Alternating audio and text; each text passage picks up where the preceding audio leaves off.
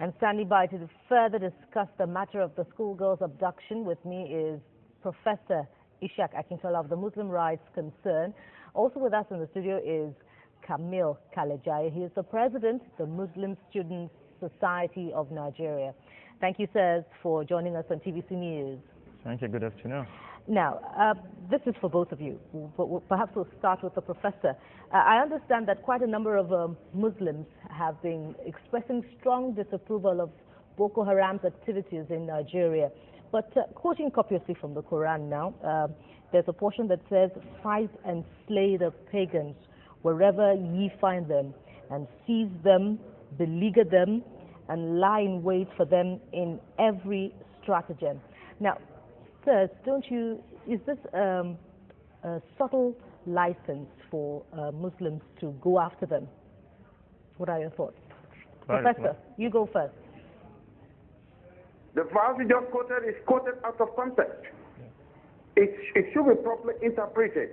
It is pagans who attack the Muslims, because the earlier verse, which is in Surah Al-Baqarah, Quran chapter 2, verses 190 to 193, already instructs Muslims not to fight, except those who fight them.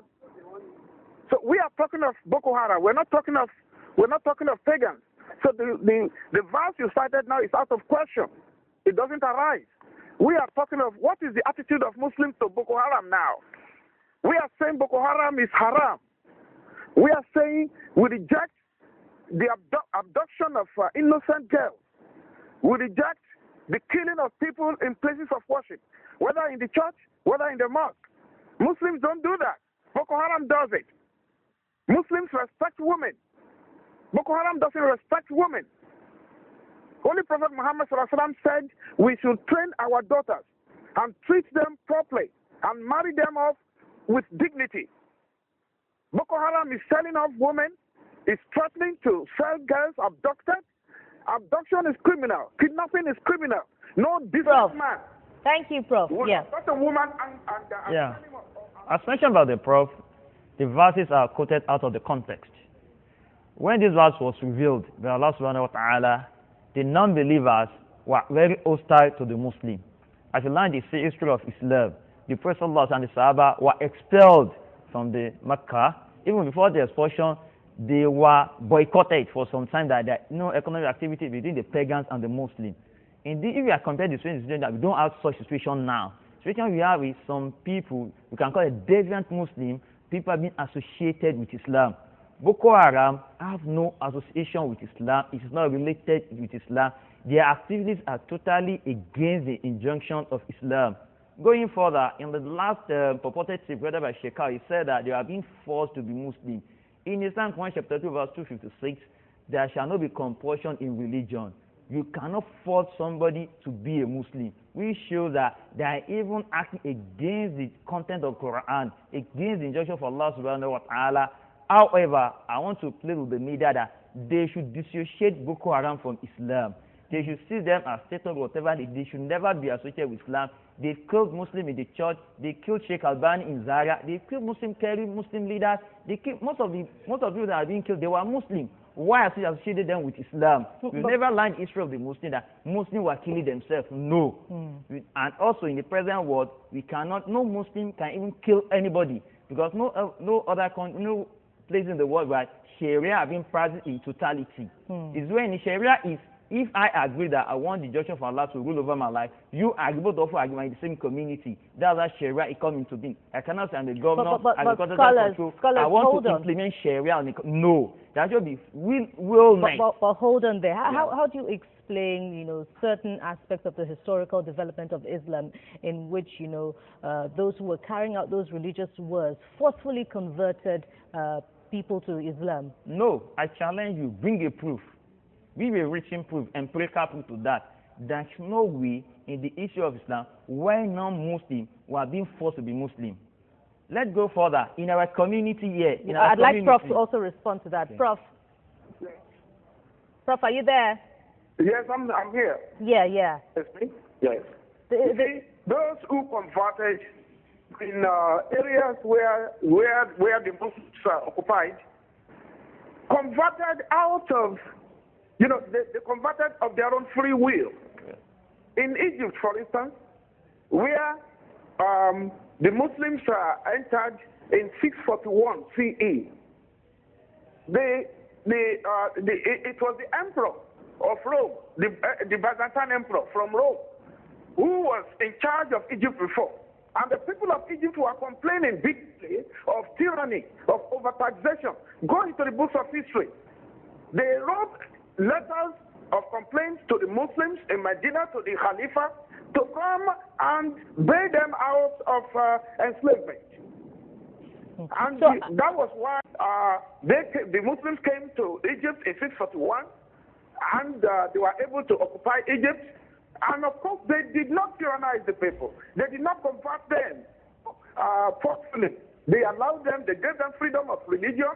And those who converted later they converted because they saw the compassion in Islam, and they saw that Islam had given them freedom. All right, Prof. If you agree that they converted willingly, is there a mischief among Islamic scholars then, especially in the light of the fact that there is a consensus amongst Islamic scholars that the concept of jihad will always include armed struggle? You take that first.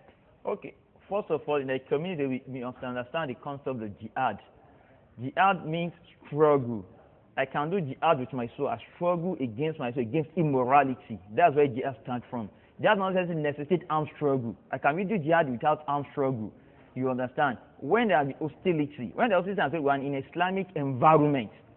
For example, now, let's say in Saudi Arabia, now let's assume that they are using Islamic Sharia, and some hostilities from non-believers outside the country. That's when armed struggle comes. That's not the first thing. That's not the first thing. Hostility from the outside, then there is armed struggle. No, there is non-Muslim hostility. The first thing is discussion.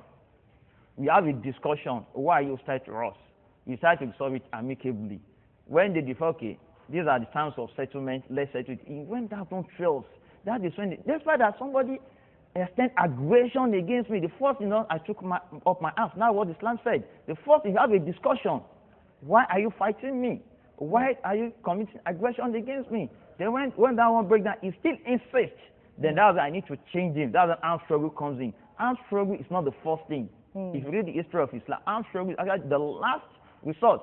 As I mentioned earlier, that the first thing is, at the point in time, the Muslims were boycotted. The pagans boycott the Muslims. They did not engage in economic activity. Can you imagine that you are in Lagos? They say, no, we are going to engage in economic. There is nowhere to buy food, nowhere to buy clothing material. They will stand this for over 10 years. All right. They move out to Medina, also just to exercise the peace of Islam. It's after Medina, they now another hostility now. That was when armed struggle started. The first 20 years of Islam, there is no armed hostility. If you read the Islamic history very well, it's after 20 years they get to Medina, that's when hostility started. Began. Now, Prof, I'd like you to take that. Also bearing in mind that doesn't this subtly encourage physical struggle? Unfortunately, we lost the Prof there. Okay, but finally, as we coast home gradually, what are Muslim scholars doing, to stem the tide in extremist teachings that are reportedly springing up even now in the southwestern part of Nigeria? Basically, the Muslim scholars are preaching pristine Islam. However, if you look at this Boko Haram, it has more than mere eyes. There are a lot of dimensions into it. For example, for me, I would like to say those Boko Haram, they are not Muslims. Because they are doing so against the ethics of Islam. Scholars that are preaching Islam, they were killing them. Which shows that they are not Muslims. They have nothing to do with Islam. They are just claiming to tarnish the image of Muslims. And just as some fifth columnists such that they want to tarnish the image of Islam, someone to create chaos in Nigeria. That is why they are sponsoring Boko Haram. They are attaching it to religion. Anything to say that Islam said it, Islam terrorists, they killed it. Look at northern part of Nigeria. We can safely say that the majority are Muslims. What are Muslim associations doing to check these teachings? What we are doing is we are pushing the pristine Islam. For my own organization, for example, we have several programs that we preach the right trainings for secondary school students. We do spiritual development, economic development, human capacity development. That's what we do. Similarly, a lot of Muslim organizations. You can't just call Boko Haram. Have you seen any place they are preaching Islam publicly? Nobody all right, are meeting Prof is physically. back on the line. All other Muslims, they are preaching Islam in the mosque, in the house, in the community. You can see them. All right. Boko Haram Prof is back on the anywhere. line. Prof, would like you to respond to the consensus among jihad, scholars, Islamic scholars, that jihad will always include armed struggle. Jihad will include armed struggle where Muslims are attacked. Jihad in the real sense is self-discipline. Jihad is fight against corruption.